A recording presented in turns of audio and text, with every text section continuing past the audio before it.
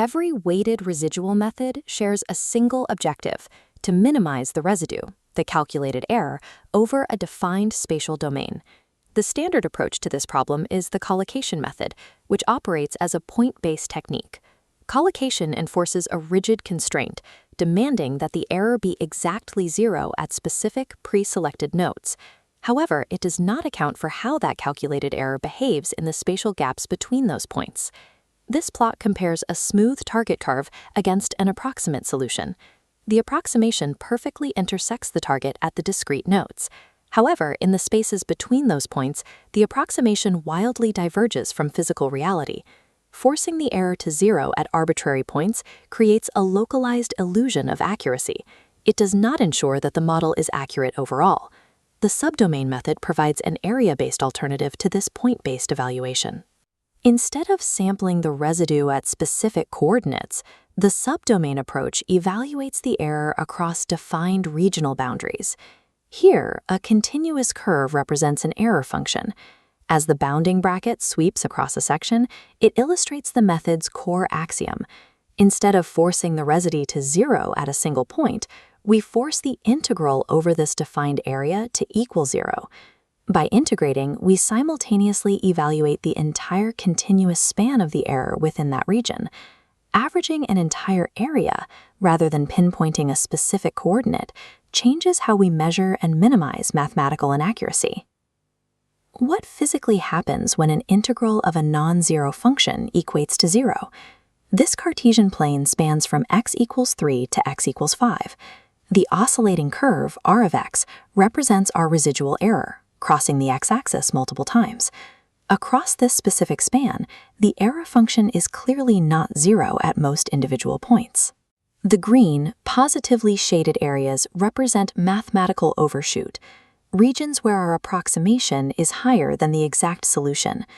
The red, negatively shaded areas represent undershoot. When the integral equates to zero, these regions physically detach, stack together, and perfectly cancel each other out. The math dictates that the total spatial area of the overshoot exactly matches the total spatial area of the undershoot. This is a regional balancing act. The error still exists at the microscopic level, oscillating up and down.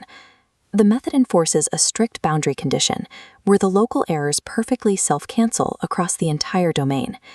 To increase the precision of this cancellation, we use discretization, segmenting the overall physical space into smaller chunks. This horizontal line represents our total space. Dropping vertical dividers breaks the domain into smaller subdomains, enforcing the zero integral condition within each narrow segment. This generates unique equations with structure into a standard matrix format to solve for our unknown coefficients, AI. Constructing this matrix requires a specific operational workflow. The differential operator must act on the approximate trial functions first. Only after applying the operator do we integrate those functions across the specific local bounds to populate the values in the coefficient matrix. Adding more subdomains linearly increases the number of solvable equations. This provides engineers with a way to scale precision. To see how these abstract matrices translate into tangible engineering, we can calculate the displacement of an axially loaded bar. This graphic shows our physical constraints: a one-dimensional bar fixed at one end, extending to length L, and subjected to a constant, uniformly distributed force.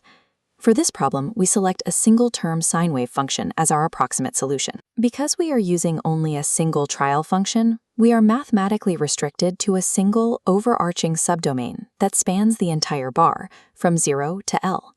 The procedure requires integrating the second derivative of our sine function alongside the constant forcing function across the complete length of the bar. Once the integration is complete, the calculation yields a specific integral expression containing a single unknown coefficient. We set this equation to 0 and solve it algebraically to find the value of that lone coefficient. Theoretical boundary conditions and geometric balancing reliably translate into a solvable physical displacement model. The final mathematical outputs from this case study allow us to directly evaluate the method's efficacy. This table compares the subdomain method against collocation and the exact solution. For maximum displacement, subdomain generated a coefficient of 0.637. Using the exact same parameters and trial function, the collocation method achieved 0.57. The subdomain approach yielded a notably tighter result, positioned significantly closer to the true physical displacement. Mathematically averaging the error across an area consistently yields a superior global approximation compared to pinning exactness to rigid discrete points.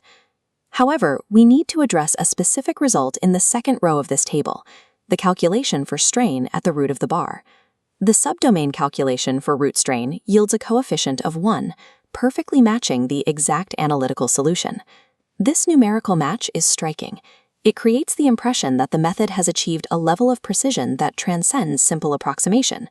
But this localized exactness is a mathematical coincidence.